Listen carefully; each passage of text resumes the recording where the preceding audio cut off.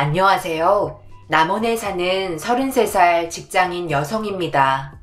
얼마 전에 겪은 일로 몸과 마음이 많이 지친 요즘 답답한 마음에 하소연할 곳이 없어서 이곳에 제 사연을 올려봅니다.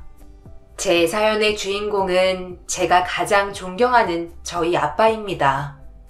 어릴 적 존경하는 사람이 누구냐고 물으면 위인을 대거나 유명한 사람들을 대는 친구들이 있는데 저는 한결같이 아빠의 이름을 대곤 했습니다. 제가 가장 사랑하고 존경하는 분은 저희 아빠예요. 엄마는 저를 낳고 돌아가셨고 엄마를 대신하여 홀로 저를 지금껏 돌봐주셨죠. 사람들은 저희 아빠를 두 가지로 나눠서 부릅니다. 미혼부와 연탄 배달 장수라 하더군요. 제가 어릴 적에는 동네에서 아빠에게 미혼부라는 꼬리표와 연탄 배달 김씨라는 별명을 붙여주며 그렇게 부르곤 했습니다. 친구들은 창피하지 않냐면서 나 같으면 쪽팔려서 아빠라고 부르지 못하겠다고 했지만 저는 한 번도 아빠를 창피해 해본 적이 없었어요. 오히려 혼자서 딸을 키워야 하는 상황에서 저를 반듯하게 키워주셨으니까 감사했죠. 아빠가 절 버리지 않고 혼자 힘으로 대학까지 보내주신 것이 너무나 대단하다고 생각했네요. 저희 아빠는 연탄 배달 일을 하며 저를 키워주셨는데 아침 새벽에 나가서 오후 5시쯤 항상 집에 옵니다. 일이 끝나면 어김없이 동네 목욕탕에 가셔서 자신의 몸에 묻은 검은 얼룩들을 말끔히 지우고 제가 기다리고 있는 집으로 오곤 하셨어요. 연탄 배달 장수를 40평생 하셨는데 단 한 번도 퇴근하고 올 때 연탄재가 묻어서 온 법이 없었네요. 한 번은 고등학교 때 한겨울에 아빠에게 물어본 적이 있었습니다. 아빠는 아무렇지 않게 대답했지만 저는 그 말로 인해 제가 얼마나 사랑받고 있는지 알게 되었고 아빠에게 꼭 효도해야겠다는 다짐을 속으로 한 적이 있네요. 아빠는 내일 목욕탕 가서 씻고 오는 게 귀찮지도 않아? 그냥 배달 끝나고 집에 와서 씻어. 동네 목욕탕이라고 하지만 버스로 20분 타고 가야 하잖아. 아빠가 차가 있는 것도 아니고 이렇게 추운 날은 그냥 바로 집으로 와. 에이, 그럼 쓰나? 우리 공주님한테 행여나 연탄재 묻을까봐 아빠가 얼마나 신경 쓰는데 전혀 귀찮지 않아. 아빠는 이 일하면서 너한테 연탄 배달하는 집 딸이라는 소리 안 듣게 키우고 싶어. 아빠 일이 부끄러운 게 아니라 공주님을 둔 아빠라서 그래. 예쁜 것만 보여주고 싶고 곱게 키우고 싶은데 아빠가 할 수 있는 거라고는 이렇게 말끔하게 우리 딸 앞에 서는 것밖에는 없네. 아빠가 일하고 그냥 집에 가봐. 그럼 아빠 흔적이 집 여기저기 묻어날 테고 행여나 친구들 초대할 일 있고 그럼 어떡해. 연탄 그릇 냄새가 옷에 배면 얼마나 안 빠지는데 너 교복에 배면 큰일이잖아. 아빠는 이렇게 하는 게 편해. 그리고 나중에 돈 많이 벌어서 하고 싶은 거 다 하게 해줄 테니까 당당하게 다녀. 그리고 먹고 싶은 거 말해봐. 오늘 아빠 월급 받았으니까 맛있는 거 먹자. 아빠는 없이 살아도 먹는 건 잘 먹자는 주의여서 항상 월급날이 되면 선뜻 사 먹지 못하는 음식들을 사주고는 했습니다. 그날은 한 번도 먹어본 적이 없는 대게찜을 먹으러 갔네요. 예전에 대게찜을 먹고 싶다고 노래를 부르던 적이 있는데 아빠는 그걸 기억하고 식당을 알아봤었더라고요. 그렇게 대게찜을 먹으러 간 식당에서 아빠는 돌이킬 수 없는 사건에 휘말리게 되면서 한동안 연탄 배달 일을 할 수 없을 지경까지 갔었죠. 저와 아빠는 곱게 쪄서 나온 대게를 맛있게 먹는데 옆 테이블에서 아빠에게 시비를 붙이기 시작했습니다. 고등학생인 저와 아빠가 단둘이 식당에 와서 음식을 먹으니 오해를 했던 것 같았죠. 부모와 딸로 안 보인다며 말도 안 되는 시비를 걸기 시작했네요. 아저씨, 능력 좋습니다. 나도 알려줘봐요. 내가 수강비 줄 테니까. 난 소원이 이렇게 예쁘고 어린 아가씨랑 밥 한 끼 먹는 게 소원인데, 아저씨는 무슨 재주로 이렇게 능력이 좋으시나? 돈이 많으시나? 그럼 무료로 알려주든가. 많이 취하셨나 보네. 내 딸입니다. 어디 봐서 그런 막말을 해요? 좋은 음식 먹고 행패 부리지 말고 그냥 맛있게 먹고 가시는 게 좋겠네요. 더 이상 우리한테 말 걸면 신고할 테니까 그런 줄 알아요. 무슨 소리야, 딸이라고? 전혀 안 닮았는데 무슨 딸이라는 거야? 거짓말 하지 말고요. 딸이면 나 소개시켜주면 되겠네. 엄마를 닮아서 그런가? 그래도 너무 안 닮았다. 아저씨한테서 낳을 수 없는 유전자 같은데? 도저히 저는 참을 수 없어서 일어나 시비 거는 남자에게 따져 물었네요. 가만히 있는 우리를 왜 건드냐며 가서 밥이나 먹으라고 말했고, 술에 취한 옆 테이블 사람이 저에게 다가오려 하자 아빠가 막으면서 식당은 싸움이 일어나고 말았습니다. 아빠는 젊은 남자한테 허리를 다치고 말았고, 그 자리에서 꼼짝도 못하고 주저앉자 남자는 큰일이 난 줄 알고 일행과 함께 식당을 도망쳤습니다. 숨도 못 쉬며 아파하는 아빠를 모시고 곧장 병원으로 갔는데, 병원에서는 허리에 금이 갔다며 몇 주 입원을 권했고, 당분간 일을 하지 말고 허리 보호대를 차고 퇴원을 하게 됐네요. 하지만 더 큰 일이 저희 가족을 기다리고 있었습니다. 대개의 식당 주인은 경찰에 신고를 했지만 남자 일행들을 찾지 못했다면서 저희에게 그날 일에 대한 배상을 모두 하라면서 너무나 억울한 상황이 오고 말았어요. 경찰들 말로는 시비 건 남자들이 음식값을 내지 않기 위해 일부러 시비를 걸고 도망친 것 같다며 저희가 당한 것 같다고 했네요. 그리고 마치 빨리 배상하고 일을 끝마치길 원하는 듯 보였어요. 저희에게는 엄청 큰 일인데 정말 남일처럼 쉽게 말하자 서럽기까지 했습니다. 모든 일을 저희 탓으로 끌고 가더군요. 남자들의 음식값은 40만 원이 넘게 나왔는데 부서진 테이블이며 깨진 유리잔 등을 대면서 식당 주인은 저희에게 100만 원을 내라고 했습니다. 아빠 병원비도 저희가 냈기 때문에 당장 낼 돈이 없었고, 아빠가 일을 나가지 못한 터라 저희 부녀는 난감했었네요. 급하게 돈이 필요해서 저는 제가 할 수 있는 일을 찾기 시작했죠. 결국 친구네 부모님이 일하는 고깃집에서 알바를 하기로 했어요. 친구에게 사정을 말해 선불로 월급을 받고 일을 나갔습니다. 다행히 친구는 저희 집 사정을 잘 알았기에 가능했던 일이었으며, 제가 가장 친한 친구라고 믿었기 때문에 일을 구하는 건 어렵지 않았어요. 친구네 부모님 역시 저희 형편을 너무나 잘 알고 있어서 흔쾌히 일을 하게 해주셨네요.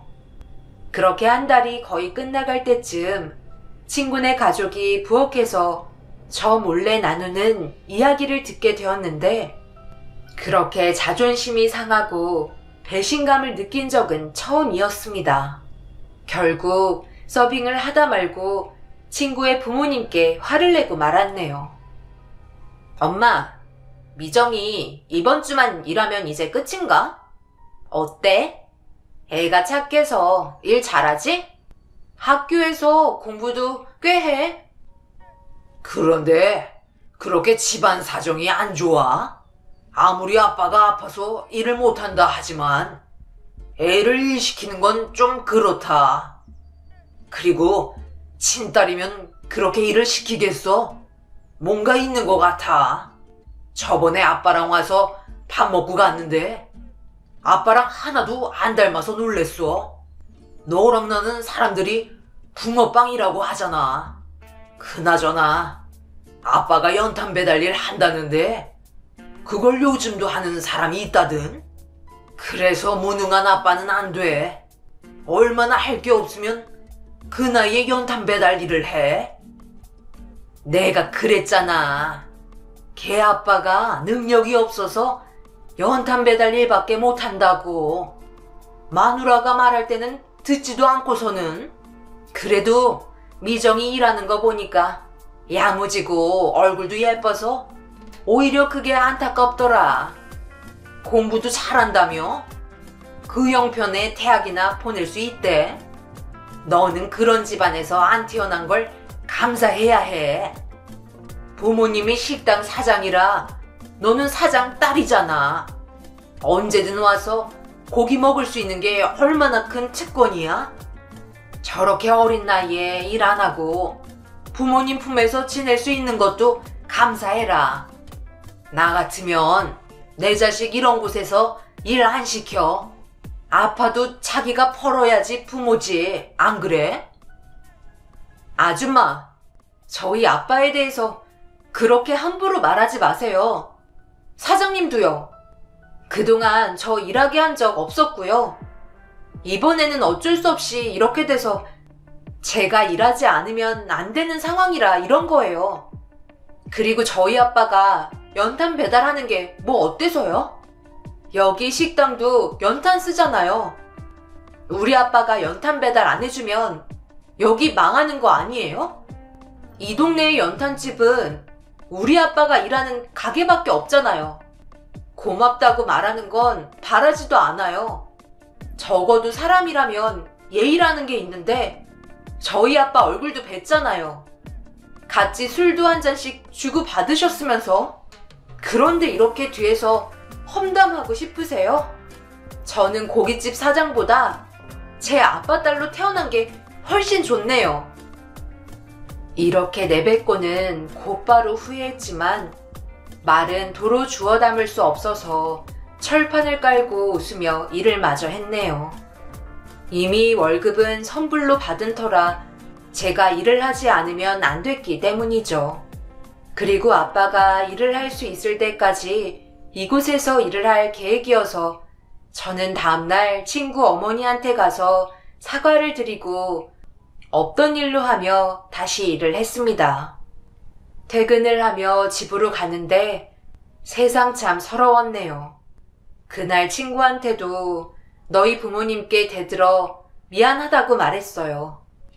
당연히 괜찮다는 말이나 자기도 험담을 해서 미안하다는 말이 나올 줄 알았습니다.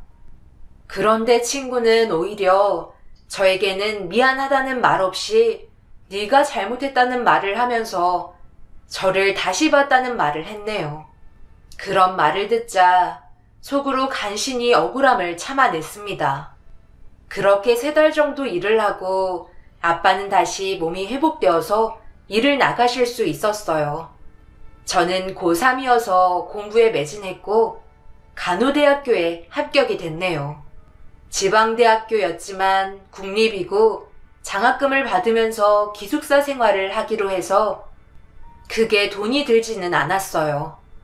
아빠는 저와 앞으로 떨어져 있어야 하는 시간들이 많음을 직감하셨는지 서운해하며 눈물을 처음으로 보이시고 말았습니다. 그 모습에 너무 놀라서 아빠에게 왜 우냐고 물었는데 아빠는 놀랄 수밖에 없는 말을 저에게 해주셨네요. 아빠, 나 어디 이민 가? 생전 눈물 한 번 보이지 않는 사람이 왜 울고 그래? 아빠 이러면 내가 마음 편히 가겠어? 아빠가 참 주책이다. 기뻐서 그러지. 네가 태견스러워서. 엄마 없이 잘 자라줘서 고맙다. 엄마가 너 낳고 그렇게 세상 떠나서 정말 막막했는데 남들은 너를 고아원에 보내라 보육원에 맡겨서 키워라 이랬는데 차마 그렇게 못했어. 남자 혼자서 어떻게 딸을 키우냐면서 다들 말렸지. 할아버지 할머니가 있는 것도 아니고 너랑 나만 유일한 가족인데 지금은 어려서 괜찮다지만 크면 딸 키우는 게 힘들 거라고 주변에서 난리도 아니게 말렸다.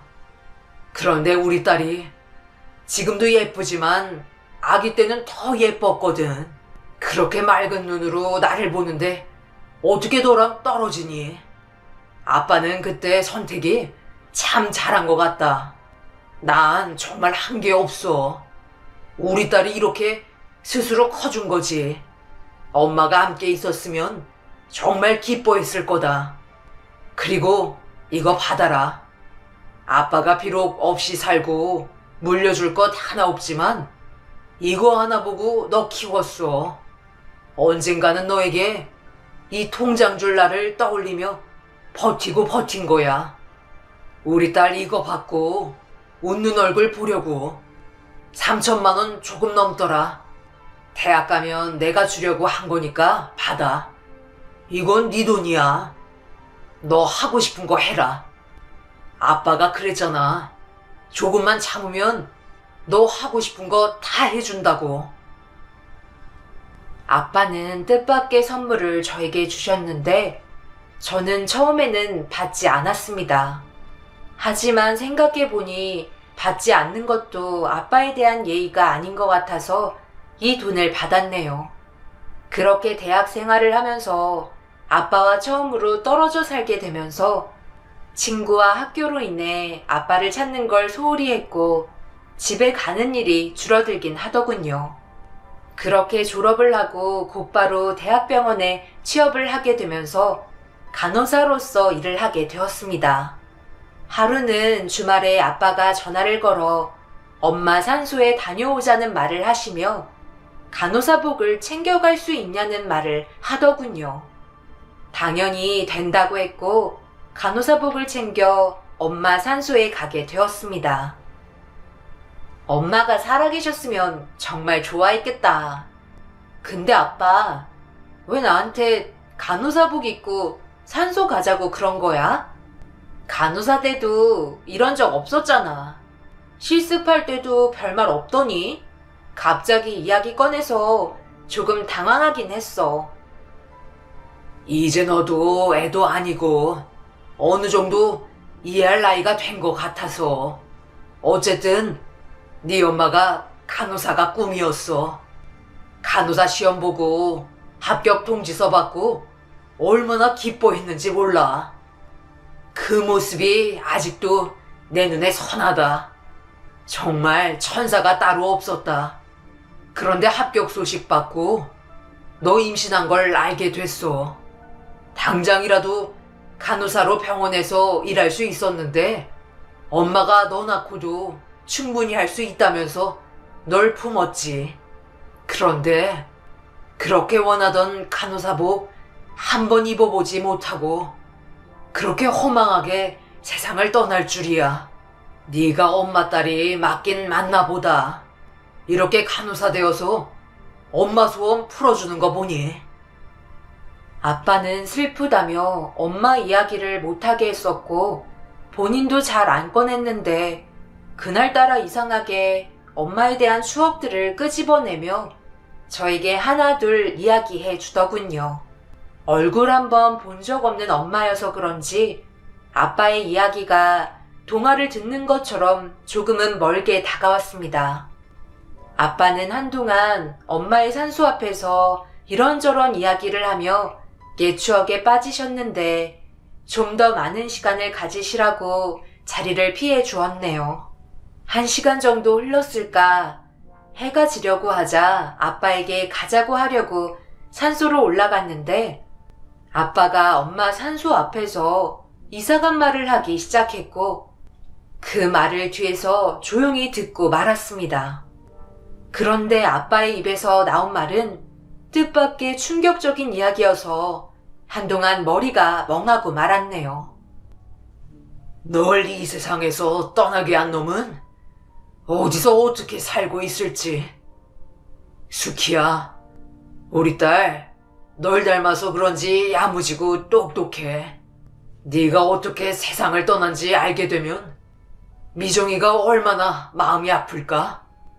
지금도 자기 때문에 자기 낳고 엄마가 떠난 줄 알고 힘들어하는 앤데 난 끝까지 이 비밀 가져갈란다. 그래도 되지? 아빠의 말에 엄마의 죽음에 무슨 비밀이 있을 것만 같았지만 그 후에 더 이상 묻지 않았습니다. 진실에 대한 두려움도 있었고 그 진실을 마주했을 때 제 인생이 엉망이 될까봐 피한 것도 있었죠.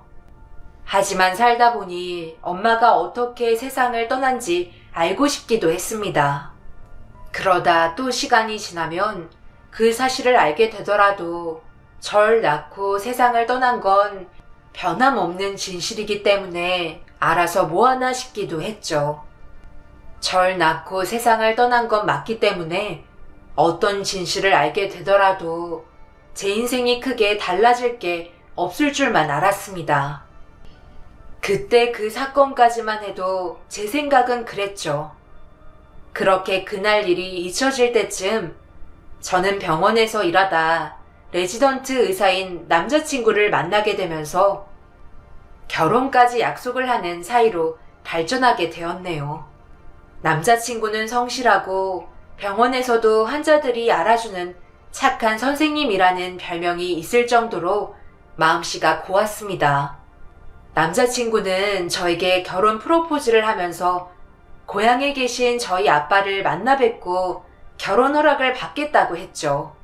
날을 잡아 아빠에게 인사를 갔는데 아빠는 예비 신랑을 무척 마음에 들어 하셨어요. 아빠가 그렇게 기뻐하시는 모습을 보니 저 역시 기뻐서 눈물이 났습니다.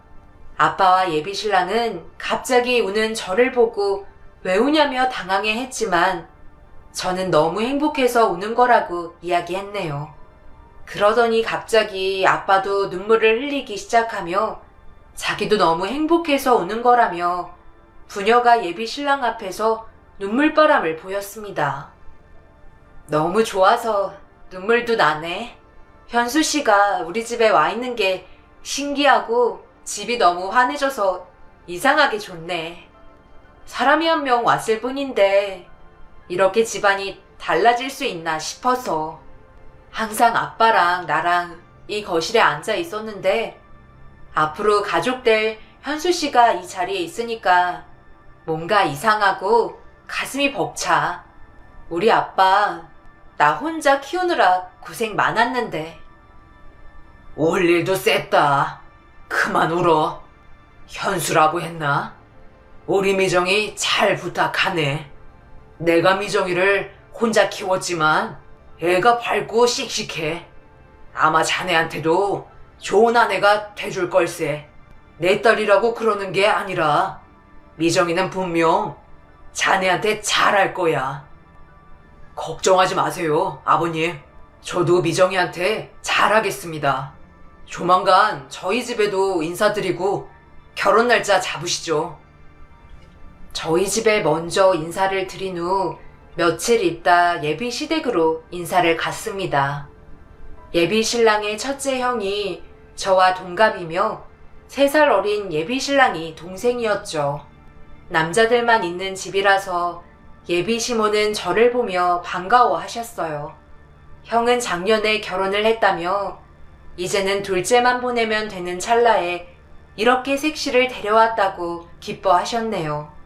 형 내외는 부모님의 반대에 결혼을 한 거라 왕래가 없으셨고 그래서 그런지 시부는 둘째인 예비 신랑에 대한 각별한 사랑과 관심이 지나치다는 걸 느꼈습니다. 시모는 시부 몰래 큰형 내외와 자주 보는 사이인 것 같았네요. 제가 시댁에 간 날은 큰형 내외는 오지 않았고 시모만 저를 반기시며 시부는 저를 못마땅해 했습니다.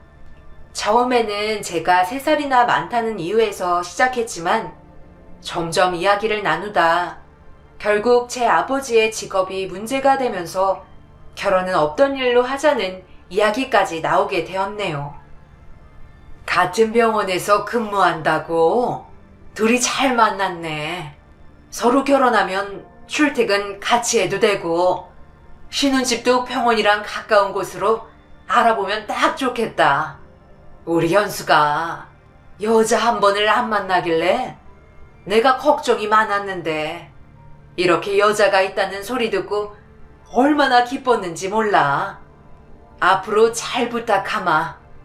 그네들 내에도 소개해주면 좋겠는데 당신이 워낙 고집을 부리니까 걔네들이 우리를 보러 안 오는 거 아니야. 언제 한번 집으로 부릅시다. 맛있는 저녁도 먹고 새아가도 소개시켜주고. 제가 더 잘 부탁드려요. 말 편히 하세요, 어머님. 이렇게 반겨주시니까 정말 너무 감사해요. 이거 저희 아버지가 지역에서만 나는 특산품이라며 보내주셨어요. 입에 맞으시면 또 보내주신다니까 말씀만 하세요. 벌써 결혼했어? 당신은 오늘 처음 본 아가씨한테 새아가가 뭐야? 그쪽은 또 처음 본 사람한테 어머님이라고 하는 게 내가 듣기에는 조금 부담스러운데?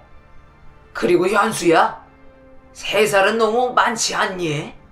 처음에 나이가 3살 차이 난 데서 아래로 3살인 줄 알고 괜찮다 생각했는데 위로 3살이라니 깜짝 놀랬다. 아무래도 아이 낳는 것도 젊은 애들보다 못할 거고 간호사가 웬 말이야? 내가 아들 의사로 키워서 간호사 며느리 보려고 그런 줄 알아? 아가씨가 생각을 해봐. 우리 집 사람이야.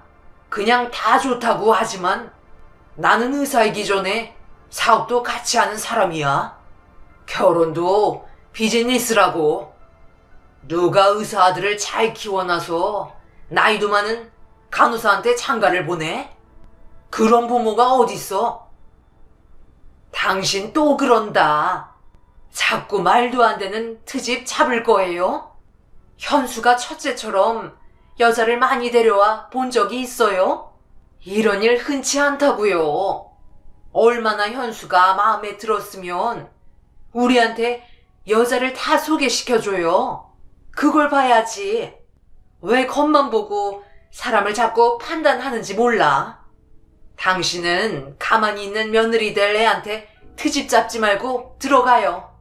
우리끼리 얘기하려니까. 나 빼고 이 결혼이 가당키나 해? 내가 100번 양보해서 현수가 처음으로 데려온 여자라.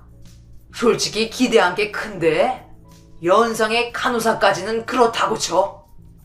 그런데 집안까지 별 볼 일 없으면 현순이가 다시 생각해야 하는 거 아니냐? 아버지가 연탄 배달 장수라며? 연탄 배달하는 집 따위가 의사 집안을 사돈으로 두는 게 웬 말이야? 절대 이 결혼 허락할 수 없어. 나는 결사 반대야. 아버지 좀 그만하세요.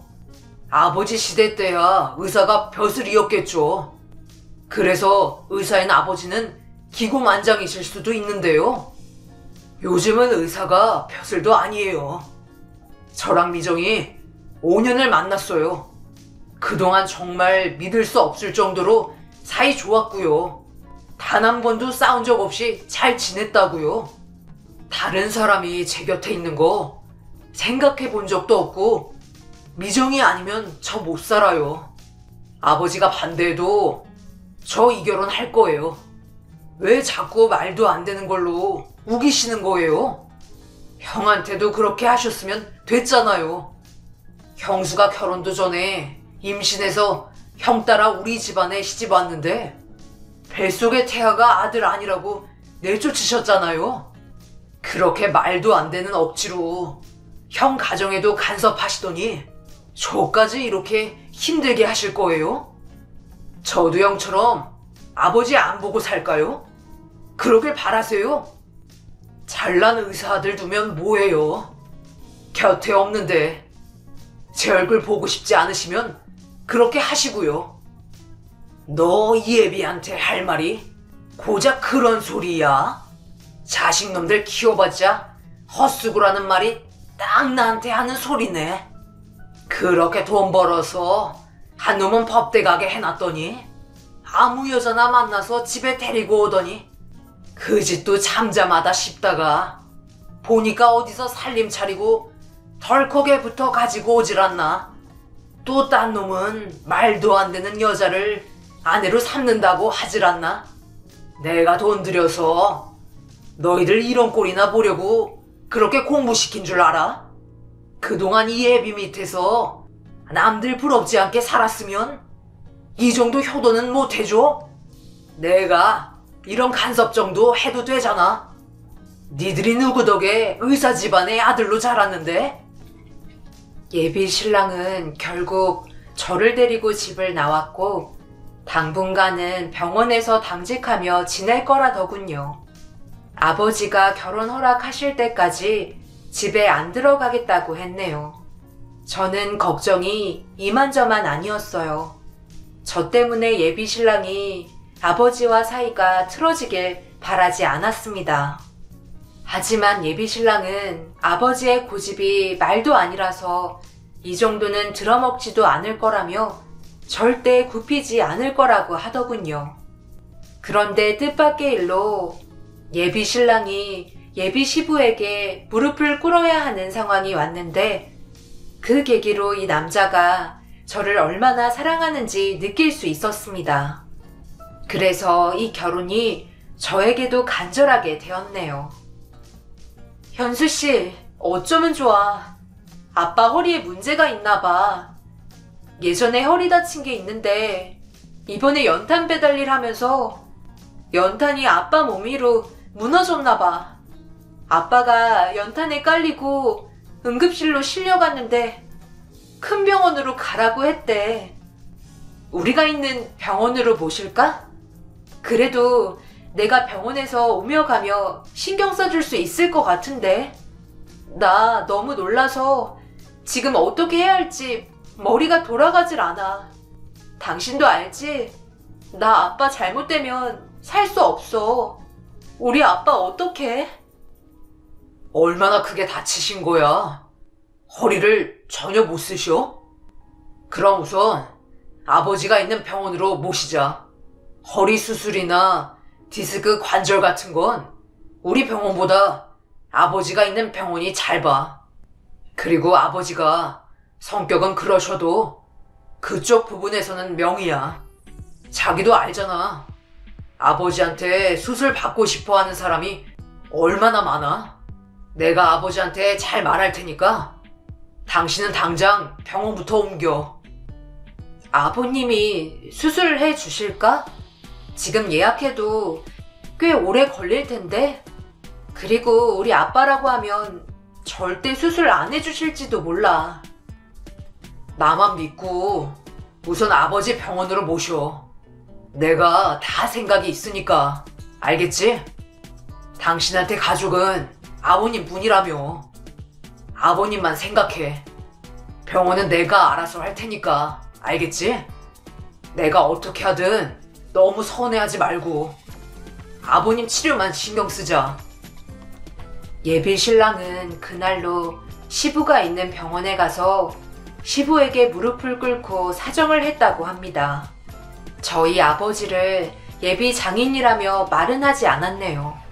가장 친한 친구 아버지라면서 수술을 급하게 해야 한다며 수술 허락을 받았다고 했네요. 그 대가로 더 이상 병원에서 지내지 않고 집으로 들어가겠다는 제안을 했다더군요.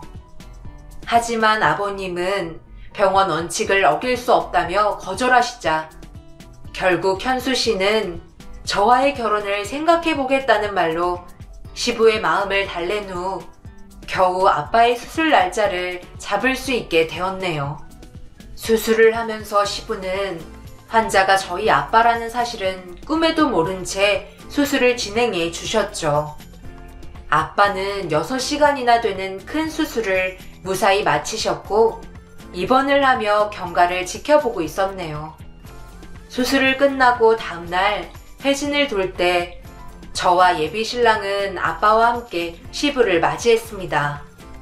어차피 간호하고 면회하면 알게 될 일이었고 더 숨길수록 시부의 분노만 살 것 같아 함께 얼굴을 비추기로 저와 예비 신랑은 이야기를 나눴죠. 드디어 아빠의 침대를 가린 천막이 걷어지면서 시부의 해맑은 얼굴이 보였습니다. 시부는 저와 예비 신랑의 얼굴을 보고 놀라며 토끼 눈이 되었네요. 왜 니들이 여기에 있냐며 버럭 소리를 내며 저희를 번갈아 가며 보셨죠. 병원에 있어야 할 니들이 왜 우리 병원에 있는 거냐? 뭐야? 니들 지금 짜고 나를 속인 거야? 니들이 김정도 환자랑 무슨 관계이길래 여기에 있는 거야?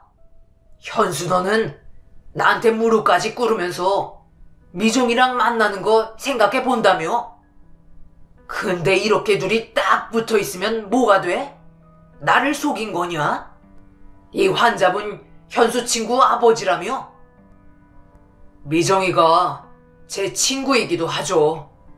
이분이 미정이 아버지 되시는 분이세요. 허리 수술이 급하게 들어가야 하는데 아버지한테 미정이 아버님 수술 해달라고 하면 없는 일을 만들어서라도 수술 안 하실 게 뻔해서 제가 먼저 선수 친 거예요. 이렇게 안 하면 미정이 아버님 수술 안 해주실 거잖아요. 그리고 미정이와 결혼 생각만 해본댔지 안 하겠다고는 안 했습니다. 아버지한테 사실대로 말하지 못한 건 죄송해요. 니들이 감히 나를 가지고 놀아? 당장 이 환자 내보내요. 내가 지시했다고 하고 당장 퇴원수속 밟아. 감히 내가 누구라고 도둑 수술을 받아? 현수 너 여자 때문에 이 애비한테 이런 짓을 하는 거냐? 이 여자가 뭐라고? 그때 잠에서 깬 저희 아빠가 일어나면서 시부와 얼굴을 마주친 순간 시부는 아빠의 얼굴을 확인하자마자 그 자리에서 정신을 잃고 말았습니다. 예비 신랑은 시부를 업고 응급실로 내려갔고 아빠는 아픈 몸을 이끌고 시부를 잡아야 한다며 쫓아가려 하자 간신히 붙잡으며 안정을 취하게 했네요. 아빠는 진정이 안 되는지 숨을 거칠게 쉬며 시부의 이름을 대며 욕을 하기 시작했어요. 이런 아빠의 모습을 처음 봐서 조금 당황스러웠죠. 제가 시부에 대해 말하자 아빠는 제 손을 잡으며 이 결혼은 절대 해서는 안 된다며 제 손을 잡고 말리기 시작했네요. 우리 아버님 이름을 어떻게 알아요? 아빠 허리 수술해주신 분이 현수씨 아버님이셔. 말하자면 긴데 현수씨 아버님만 우리 결혼을 반대하시거든. 아무래도 내가 현수씨에 비해 많이 부족하니까 그러시는 거겠지. 그런데 아빠가 갑자기 사고가 나서 허리 수술을 해야 하는 상황이라 현수씨 아버님이 허리 수술을 정말 잘하시거든. 그래서 우리가 현수씨 아버님께 숨기고 아빠 수술 시킨 거야. 아마 그 일 때문에 혈압이 올라가셨나봐. 아직 결혼 허락하지 않으셔서 현수씨 아버님한테 예비 장인 어른이라고 말하면 아버님이 수술을 안 하실 게 뻔해서. 당장 그 자식한테 날 데려다 줘라.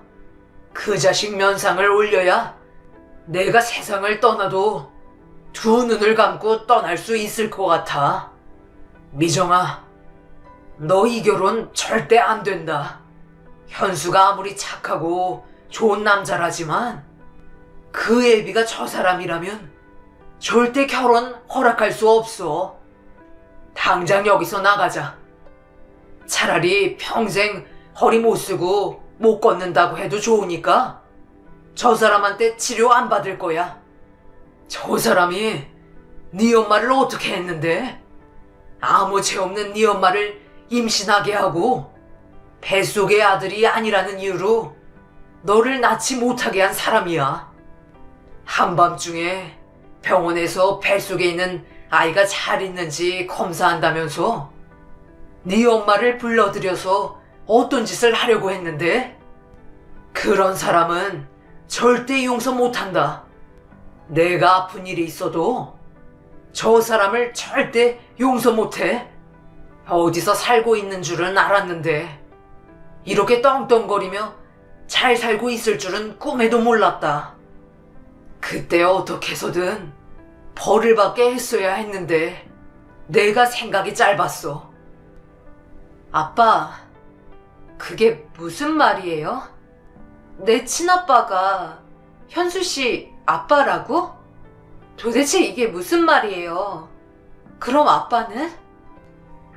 언젠가는 내가 다 말하려고 했어.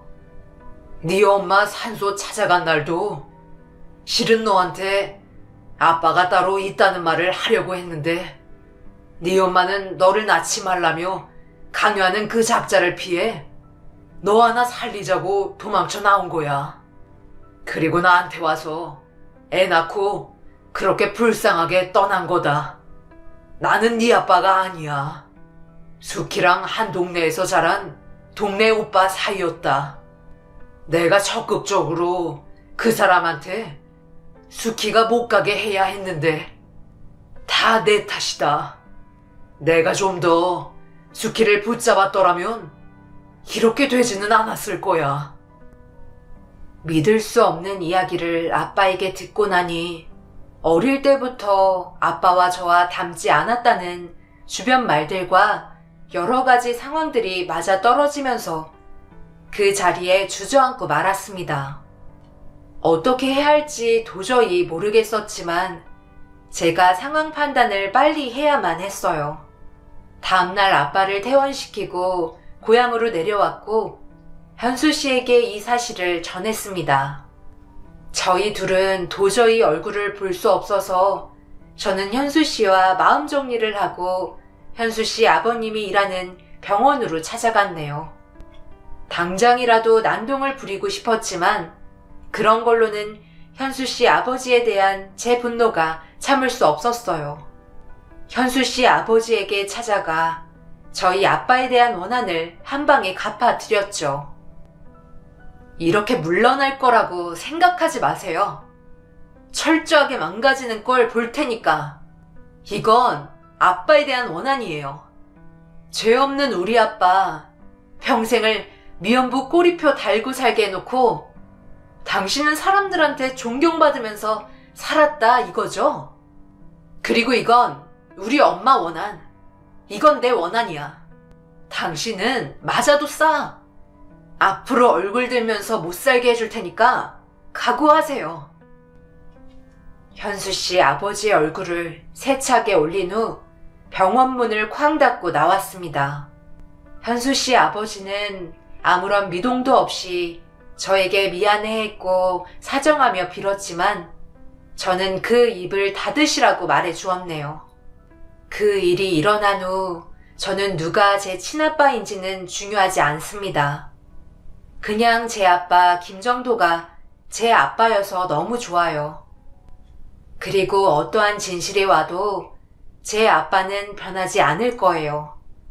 그 사건이 일어난 후 현수 씨마저 아버지와 의절을 하며 지냈고 저를 못 잊어 결국 의사일을 그만뒀다는 소리를 듣게 되었죠. 저에게 다시 연락이 왔지만 만날 이유가 전혀 없다는 생각이 들어 저는 만남을 거절했네요. 현재 저는 고향에 내려와 작은 병원에서 근무하며 아빠와 함께 살고 있습니다. 아빠의 허리는 명의의 수술 덕분인지 말끔히 나았네요. 그 후 연탄 일을 그만두시고 요즘은 경비 일을 하시고 계십니다. 제가 일하지 말라고 해도 운동 삼아 하는 거라며 막지 말라는 아빠의 고집을 꺾을 수가 없네요. 앞으로 저희 아빠와 저는 그 사람에게 보란듯이 행복하게 잘 살 거예요. 그리고 가끔 아빠와 여행을 하고 난 사진을 그 사람 집에 우편으로 보낼까도 싶네요. 당신의 이기적인 욕심 때문에 두 아들이 당신 곁을 떠났지만 나와 우리 아빠는 이렇게 행복하다고 말이죠. 미움은 끝도 없지만 이 미움과 원망이 언제 사그라들지는 저도 모르겠습니다. 시간이 약일까요? 앞으로 제가 어떻게 해야 할지 여러분들께서 조언을 주시면 깊이 새겨 듣겠습니다. 긴 사연 읽어주셔서 감사합니다.